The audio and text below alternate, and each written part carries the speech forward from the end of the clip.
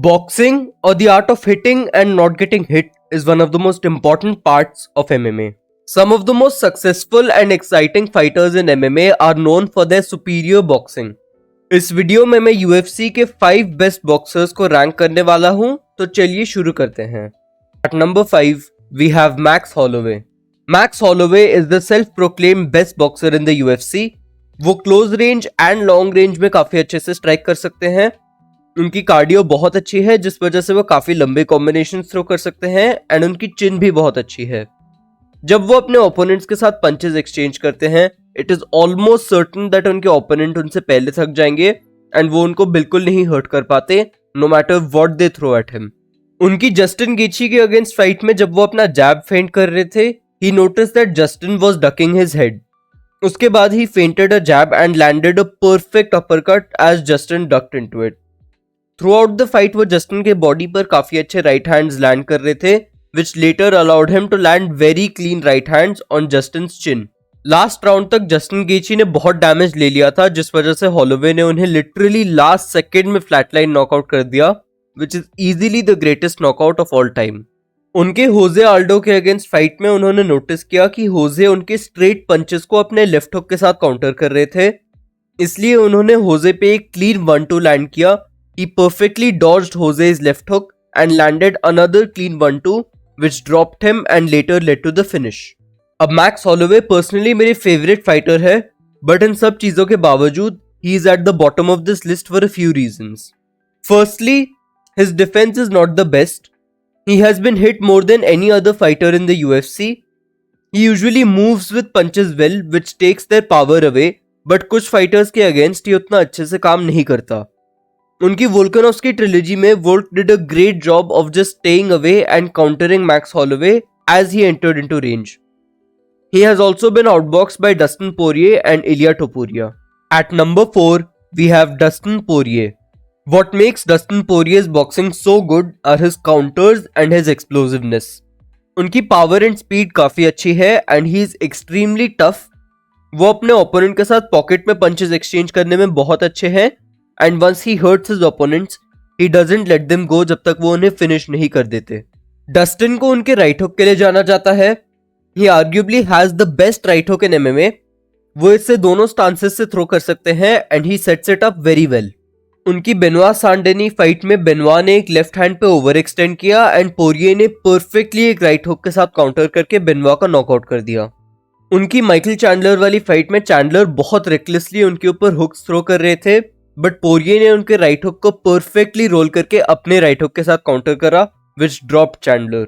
उनकी Justin Gaethje के against first fight में जस्टिन कॉन्स्टेंटली उनके लीड लेग को टारगेट कर रहे थे, इसलिए फोर्थ राउंड में जब जस्टिन ने अपना इनसाइड लेग किक थ्रो करा, Dustin countered with a perfect left cross which led to the finish.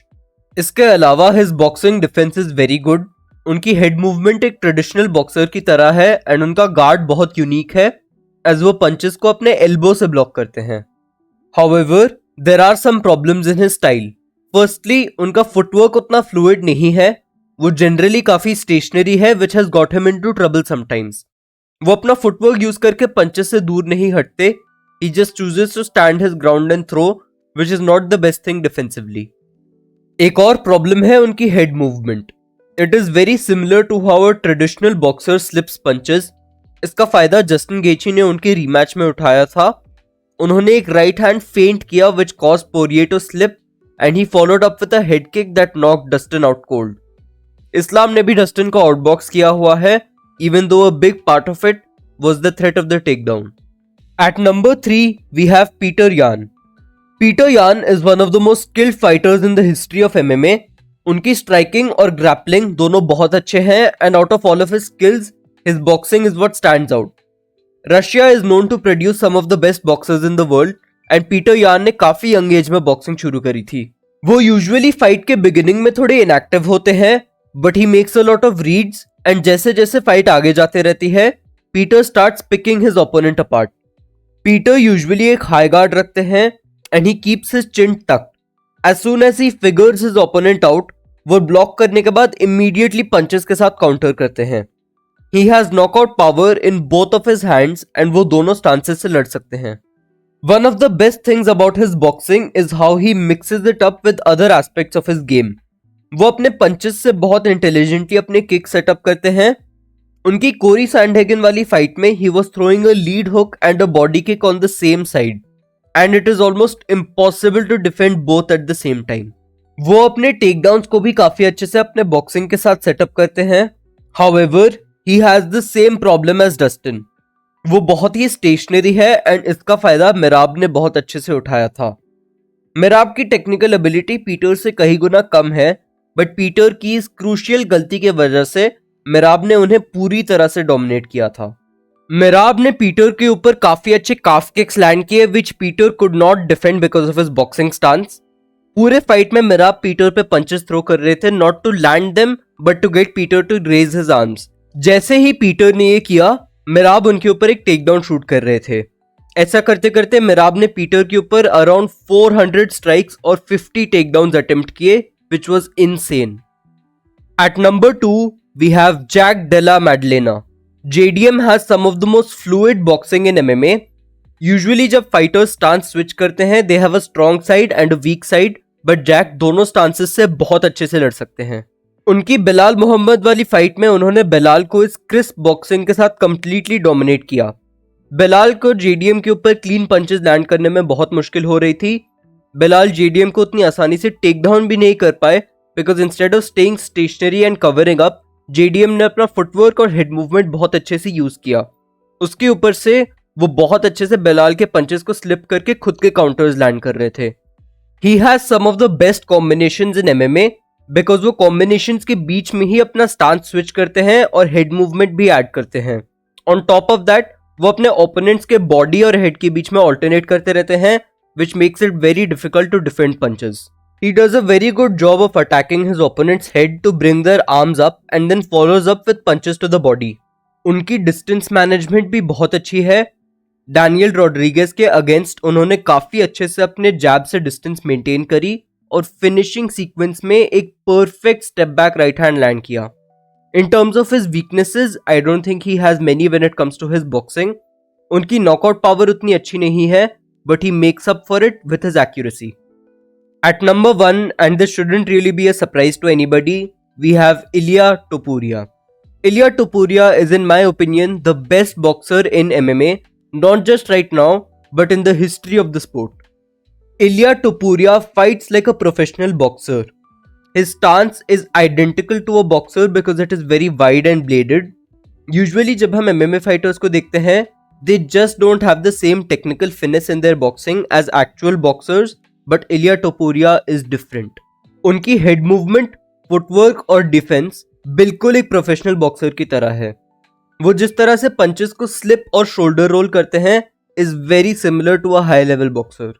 Single punches और शॉर्ट कॉम्बिनेशंस को डिफेंड करना यूजुअली आसान होता है, which is exactly why Ilia Topuria बहुत लंबे कॉम्बिनेशन थ्रो करते हैं. And it is very difficult to defend hooks, straight punches and body shots on both sides all at the same time. On top of being very technically skilled, his power is on another level. His knockout over Jai Herbert was one of the scariest knockouts ever. उन्होंने max Holloway को knockout किया हुआ है, who had the best chin in UFC history, and even though Oliveira अपनी fights में knockdown होते रहते हैं, nobody has flatlined him the way Ilia did. उनके हुक्स और overhands are some of the best in the history of MMA. Against Charles उन्होंने अपना right overhand perfectly time किया as Charles entered into range and it landed very accurately on his jaw. It doesn't matter कि कोई कितना tough या technically skilled है, अगर कोई इतना एक्यूरेटली और इतनी अच्छी पावर से आपको मारता है, then you are getting knocked out no matter what. Ilia Topuria does his best work जब वो अपने ओपोनेंट्स को फेंस तक ले आते हैं. Apart from his knockout over Charles, उनके सारे नॉकआउट्स इस पोजीशन से आए हैं. वो बहुत इंटेलिजेंटली अपने ओपोनेंट को प्रेशर करते हैं एंड जब वो फेंस तक पहुंचते हैं उनके पास कोई जगह नहीं होती टू मूव, इसलिए उन्हें इलिया के पंचेस का फुल इम्पैक्ट लेना पड़ता है and that is almost impossible to survive.